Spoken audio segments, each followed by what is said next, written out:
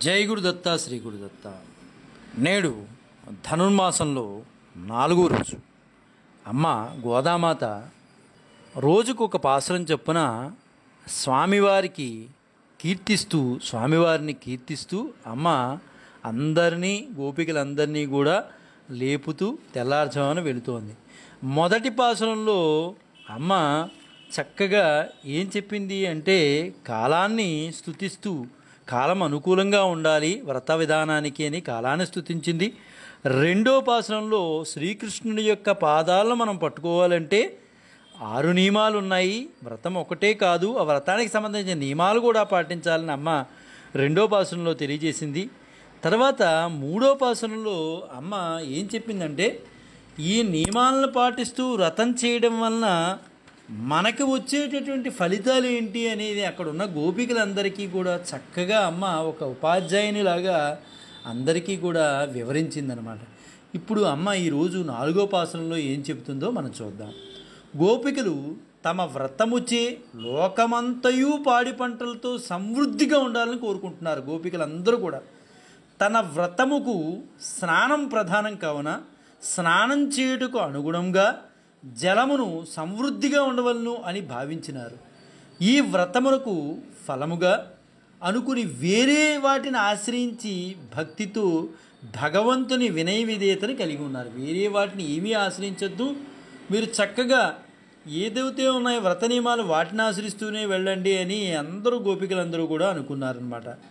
అయితే వానదేవుణ్ణి అమ్మ ఈరోజు పాసురంలో ప్రార్థన చేస్తుంది. వానదేవుడికి మేమందరం కూడా స్నానం చేయాలి, మార్గస్నానం చేయాలి, ఈ వ్రతాన్ని చేస్తున్నాం, మా అందరికీ కూడా నీరు సరిపోవాలి.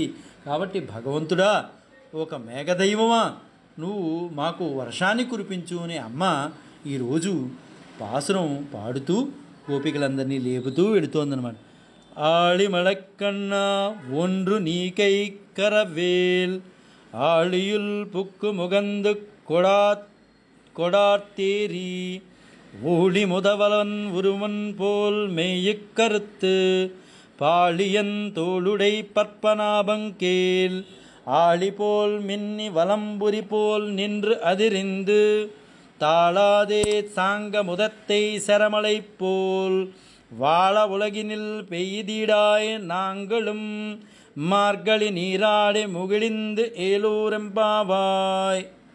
అమ్మ చక్కగా గంభీరమైన స్వభావం కలవాడిన వర్షమును కురిగినట్టు మేఘదైవమా అని ఆలిమళక్కన్నా అని చక్కగా చెప్తుంది. ఓ మేఘదైవమా, నీవు వర్షజలమును గ్రహించి దాతృత్వంలో ఏమాత్రం సంకోచం చూపకు, నువ్వు ఖచ్చితంగా వర్షజలాన్ని కురిపించు. గంభీరమైన సముద్రం మధ్యలోనున్న నీటినంతటినీ బాగా తాగి గద్గించి ఆకాశమునంతని వ్యాపింపచేయి. సమస్త జగత్తులకు కారణమైన శ్రీమన్నారాయణి శరీరం వలె దివ్యమైన నల్లని స్వరూపం ధరించి ఆ భగవంతుని సుందర విశాల దీర్ఘబాహువుల జంటలో కుడి చేతి ఎందలి చక్రాయుధం వలె మెరయుచు ఎడమ చేత ఎందలి శంఖం వలె మధుర గంభీరంగా ఉరిమి ఆ భగవంతుని సారంగమును ధనస్సు నుండి వెలువడి వచ్చిన బాణముల వలె వర్షధారలను లోకమునంతటినీ కూడా సుఖింపజేయనట్లు చెయ్యి.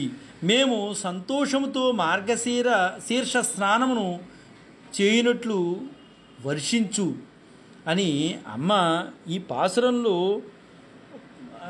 మేఘదైవాన్ని కోరుకుంటోందన్నమాట. వర్షదేవుణ్ణి కోరుకుంటోంది. అంటే భగవద్బంధువులకు దేవతలు సైతం తోడుగా నిలుస్తారని అమ్మ ఈ పాసురంలో చెప్తోంది.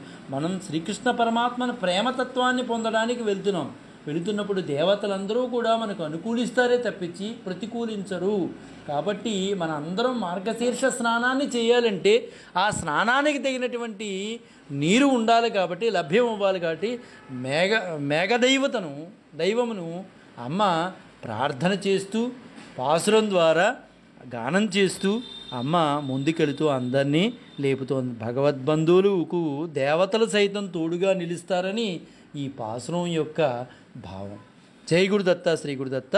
శ్రీపాద శ్రీవల్లభ చరణదాసుడు, మానికొండ రాజశేఖర శర్మ, రాజమహేంద్రవనం.